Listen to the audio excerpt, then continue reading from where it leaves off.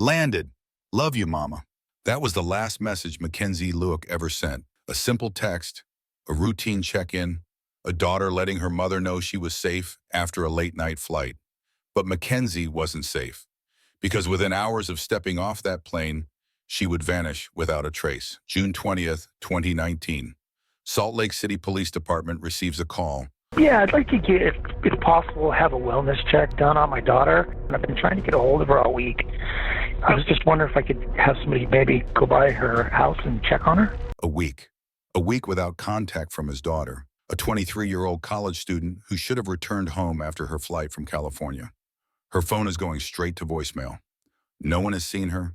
She didn't show up for work. She missed an online exam. Even her cat at home has been left behind. Something is deeply wrong. Mackenzie had flown back to Utah after attending her grandmother's funeral in Los Angeles. The plan was simple. Land at the Salt Lake City airport at 1:35 a.m., take a Lyft ride home, get some rest before returning to her normal routine. But Mackenzie never came home. Her car remained untouched in the driveway, her room undisturbed. Her luggage was missing. Her family hoped for the best. Maybe she needed space. Maybe she'd gone on a spontaneous trip, but deep down they knew better. Because Mackenzie wasn't the type to vanish. She wasn't the type to leave her cat, to miss exams, to go silent without warning. Within hours, police began retracing Mackenzie's final steps. They found her on airport surveillance footage, exiting the terminal and climbing into a Lyft car at 2:40 a.m. She appeared calm, no sign of distress. She told the driver to take her to Hatch Park, a dark and empty park in North Salt Lake, a place where no one should have been waiting, especially not at that hour. And yet, as she stepped out of the Lyft car, another vehicle pulled up. Mackenzie approached it, opened the door, and got in. And that was the last time anyone ever saw her alive. But who was the person waiting for her? Why meet someone in a deserted park in the middle of the night? And where did Mackenzie go next? The chilling truth would only emerge as police dug deeper into her private life, into the double life Mackenzie had been keeping hidden from even her closest friends and family. And the man waiting in that park? He had plans far darker than anyone could have imagined.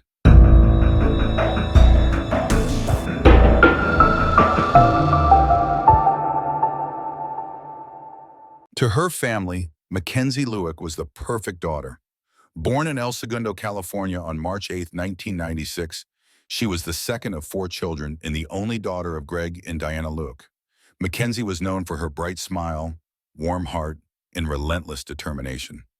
In high school, she was an athlete, swim team, water polo, and even helped start a breast cancer awareness club. By the time she was 23, she was just 2 semesters away from earning her degree in kinesiology at the University of Utah, hoping to one day become a nurse or a doctor. To her sorority sisters in Alpha Chi Omega, Mackenzie was a beacon of positivity, known for her activism in domestic violence prevention and her support for women's rights. To her parents, she was the glue of their family. But behind the glowing public image, there was a side to Mackenzie few people knew about. Like many college students, Mackenzie was struggling. Just weeks before she vanished, Mackenzie had been mourning her grandmother's passing. In 2018, she'd been the victim of a sexual assault, something that deeply affected her and pushed her into therapy. Balancing full-time studies, work, and personal grief, Mackenzie was under immense strain. But there was something else. Through dating apps like Tinder and Seeking Arrangement, Mackenzie had quietly entered the world of sugar dating, a world where young women connect with older men in exchange for financial support or gifts.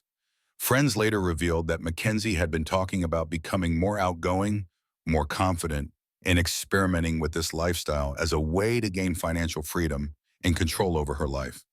One friend even mentioned Mackenzie had recently considered taking a job at an exotic dance club. This was not the Mackenzie her parents knew, but it was a side of her life that would ultimately bring her face to face with a predator hiding behind a digital profile. Mackenzie wasn't reckless, but she was vulnerable. Vulnerable from trauma, vulnerable from financial struggles, vulnerable from a desire to feel in control after a difficult year. And online predators thrive on vulnerability. June 17, 2019, 2:40 a.m. Mackenzie Lueck steps out of Salt Lake City International Airport, pulling her suitcase behind her.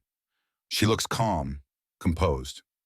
She climbs into a lift car just as she requested her mother earlier. But instead of heading home, she gives the driver a strange destination. Take me to Hatch Park. The driver glances in the rearview mirror. Hatch Park? A quiet, empty park in North Salt Lake, known more for daytime soccer games and dog walks than late-night meetups. Still, Mackenzie seems comfortable, so the driver follows her instructions.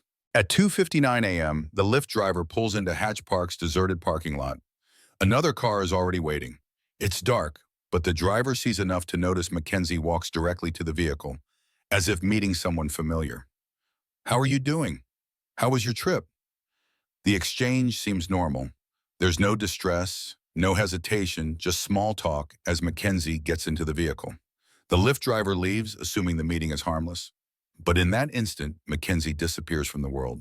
The following days are filled with radio silence. Mackenzie's phone goes dark just after the Lyft drop-off. No financial activity, no login to her university portal, no social media activity. It's as if she vanished into thin air. Her family grows increasingly frantic. She was supposed to fly back to California on June 23rd for a family wedding, but she never boards the plane. When police check her house, her car is still there, untouched. Her cat is unfed. Her suitcase never arrived home. By June 20th, Mackenzie is officially declared a missing person. Hatch Park, where Mackenzie was last seen, holds no answers. No working surveillance cameras, only dummies. No witnesses. No trace of Mackenzie after that moment. It's a dead zone, perfectly suited for someone planning to make another person disappear. But what investigators didn't know was that Mackenzie had been in contact with someone else, someone she'd met through seeking arrangement, a man who had carefully lured her to this exact spot, and who in just a few hours would begin covering his tracks in ways far more sinister than anyone could have imagined. As the hours turned into days, Mackenzie's disappearance gripped the entire community. But while friends and family pleaded for her safe return, detectives focused on one thing: the digital trail. In today's world, no one vanishes without leaving some trace behind, and Mackenzie's killer had left more than he realized. Investigators quickly zeroed in on Hatch Park, where Mackenzie was last seen. Using a geofence warrant, police pulled data from every phone that had pinged near the park between 2:30 a.m. and 3:00 a.m. on June 17th. 6 devices appeared on the radar, but one stood out. A device registered to Ayula A.J. Ajayi, a man whose name hadn't come up in Mackenzie's circle of friends or family. Yet his phone was there at Hatch Park. At the same exact moment, Mackenzie's phone suddenly went dark forever. Digging deeper, police uncovered more disturbing links. Mackenzie and AJ had exchanged messages through the Seeking Arrangement app. Hours before she disappeared, they had texted outside the app, via burner phone numbers. The Lyft driver confirmed that the car Mackenzie entered resembled AJ's vehicle, a dark Kia. AJ's phone and Mackenzie's phone were in the exact same location at the same time. The digital evidence was mounting fast. But when police knocked on AJ's door, they weren't prepared for what they'd find. AJ greeted officers at his North Salt Lake home. On the surface, he appeared calm and cooperative, eager to clear up the confusion. But behind his house, detectives found something that made their stomachs turn: a freshly dug patch of dirt. Neighbors reported a fire burning in the yard the morning Mackenzie vanished, giving off a foul, nauseating smell. As investigators peered deeper into AJ's carefully constructed life, a horrifying picture began to emerge. AJ wasn't just a random man from a dating site. He had been investigated in the past for sexual assault, including a prior accusation from a woman he met online. He had connections to violent fantasies, having self-published a disturbing novel about burning a victim alive. Witnesses came forward to say he had tried to build a soundproof room in his basement, complete with hooks and a secret door. What was worse, AJ had cameras hidden throughout his house, including in the bedroom, facing directly at the bed. This wasn't a case of a first-time offender. This was a predator who had been planning, watching, and waiting for the perfect victim. And when Mackenzie stepped into that car at Hatch Park, she unknowingly walked right into his trap. On the surface, AJ was a success story. A tall, well-dressed man with a background in IT, AJ claimed to have worked for major companies like Dell and Goldman Sachs. His LinkedIn profile painted him as a tech professional, a self-published author, even an aspiring model. But behind the resume was a carefully hidden predator, someone who had been lurking on sugar dating websites, waiting for his opportunity. AJ's history was darker than anyone suspected. He was discharged from the Utah National Guard for medical reasons, never completing basic training. In 2018, he was accused of sexual assault after luring a woman to his home on a dating app. Even his estranged wife revealed that AJ once tried to tie her up with a phone cord and threatened her life. He was known to have violent outbursts and had previously tried to stab his wife with a machete, forcing her to jump out of a window to escape. Yet none of these incidents led to formal convictions.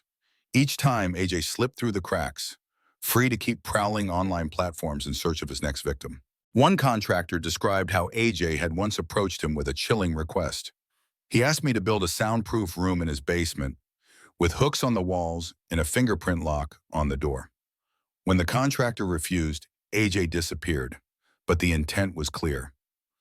This was a man preparing for something sinister, and when Mackenzie agreed to meet him that night, he had every part of the plan already set in motion. No security cameras were running when he left to pick her up. He turned them off again when he later disposed of her body. He even tried to get rid of the mattress she'd likely died on. AJ wasn't a man who snapped in the heat of the moment. He was someone who premeditated every move, every cover-up, every detail. The most terrifying part? AJ was hiding in plain sight, networking at local modeling events, hosting Airbnb guests inside the same house where Mackenzie was killed, presenting himself as an upstanding community member, all while laying the groundwork for something monstrous. But no one saw the full picture until it was too late, until Mackenzie became the target he'd been waiting for. When Mackenzie climbed into AJ's car at Hatch Park, she likely thought it was just another arrangement, one that would end like many others. But AJ had no intention of letting her leave alive. AJ drove Mackenzie to his home in North Salt Lake. Inside that house, behind closed doors, the nightmare began. Mackenzie's hands were zip-tied behind her back, rendering her defenseless. AJ choked her with his bare hands, but when she didn't succumb quickly enough, he grabbed a belt and tightened it around her neck. Still, it wasn't over. In a final act of violence, he bludgeoned her with a blunt object, delivering a fatal blow to her head. The autopsy would later reveal blunt force trauma and signs of strangulation. Mackenzie's death was slow, torturous, and deliberate. With Mackenzie now dead, AJ shifted into cover-up mode. He carried her body to his backyard, where neighbors later reported smelling a foul, burning odor, the unmistakable stench of gasoline and something far worse. AJ tried to cremate her remains in an open fire pit, hoping to destroy the evidence. But when a neighbor noticed the flames and demanded he put them out, AJ abandoned the burn site. Left behind in the ashes were charred human remains, later confirmed to be Mackenzie's DNA. Realizing his initial attempt had failed, AJ returned later to dig up the burned remains, wrapping Mackenzie's body and transporting it to a remote section of Logan Canyon, more than an hour outside Salt Lake City. There in the dense forest, he dug a shallow grave, hastily covering it with branches and dirt. It was meant to be her final resting place, forgotten, undiscovered. But AJ underestimated one thing: digital forensics never forget. AJ thought he had covered every base. He burned her body, buried it in the mountains, and even tried to sell the mattress where Mackenzie likely died. But the digital world left fingerprints everywhere. It wasn't just phone pings at Hatch Park and Logan Canyon. It was everything. Surveillance footage showing AJ's car following Mackenzie's lift at 2:48 a.m. Phone records proving they had exchanged texts the night she disappeared. Search history showing AJ's growing interest in sugar baby websites and violent content. Even his purchase of a gas can at 9 o'clock a.m. on a June 17th, hours after Mackenzie vanished, was caught on camera. AJ's tech-savvy background couldn't save him. The very systems he worked with, Wi-Fi routers, geofencing, IP logs, were now closing in on him. When AJ sat down with police, he played it calm. "I just want to help clear this up." But as investigators pressed harder, cracks began to show. "AJ, your phone and Mackenzie's phone were in the same spot at Hatch Park." "I don't know. Maybe it's open Wi-Fi, Airbnb guests," but detectives weren't buying it. "This isn't a fluke, AJ. Phones don't just coincidentally meet up in the middle of the night." Still, AJ refused to confess. But he didn't have to. The evidence was already stacked against him. When investigators searched AJ's backyard, they found a fresh burn pit filled with human muscle tissue, charred bone fragments, part of a human scalp with hair still attached. A cell phone burned beyond recognition. DNA testing confirmed the worst. It was Mackenzie. As AJ tried to lay low, detectives gathered every piece of evidence they needed. On June 28, 2019, a SWAT team cornered him outside a friend's apartment. "You want to surrender, or should we come up and get you? If you're arresting me, I'll come down." And that's exactly what he did. AJ was arrested and charged with aggravated murder, aggravated kidnapping, obstruction of justice, desecration of a human body. For Mackenzie's family, the arrest wasn't enough. It was never going to be enough. Because no matter how much evidence mounted against AJ, no matter how airtight the case became, they would never get Mackenzie back. In court, Greg Lueck, Mackenzie's father, struggled to hold back tears as he faced the man responsible for his daughter's death. "Instead of planning my daughter's graduation party, I planned her memorial." His voice broke as he described how Mackenzie's life was stolen, how her killer left her alone in a shallow grave. "It breaks my heart knowing that she died alone in such a scary place." The pain was unimaginable. The Lueck family wasn't just mourning a daughter. They were mourning every dream she'd ever had, every milestone she would never reach, and the sheer violence of how her life was taken. Salt Lake City, where Mackenzie had studied, held vigils. Friends, classmates, and complete strangers came together, lighting candles and sharing memories of a woman who had once dedicated her life to helping others. But as the case spread across national headlines, the online debate ignited. Some people focused on Mackenzie's involvement in the sugar dating world, unfairly blaming her for taking a risk. But the overwhelming majority saw it for what it was: a brutal, premeditated murder, a predator taking advantage of vulnerability, a systemic failure to protect young women from hidden dangers in the digital age.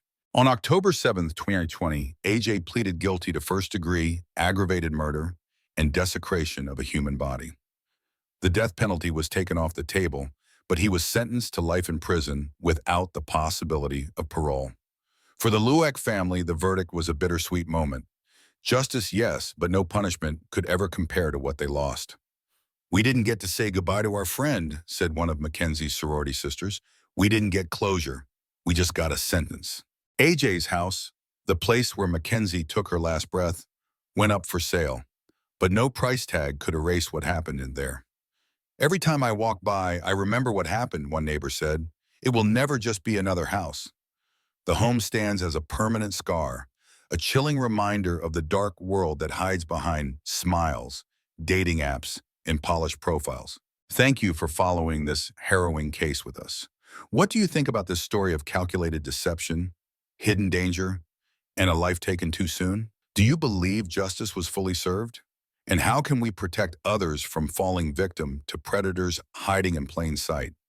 Let us know your thoughts in the comments below. For more deep dives into the darkest corners of true crime, subscribe to True Crime Revealed. Stay aware, and as always, I'll always stay safe. Until next time.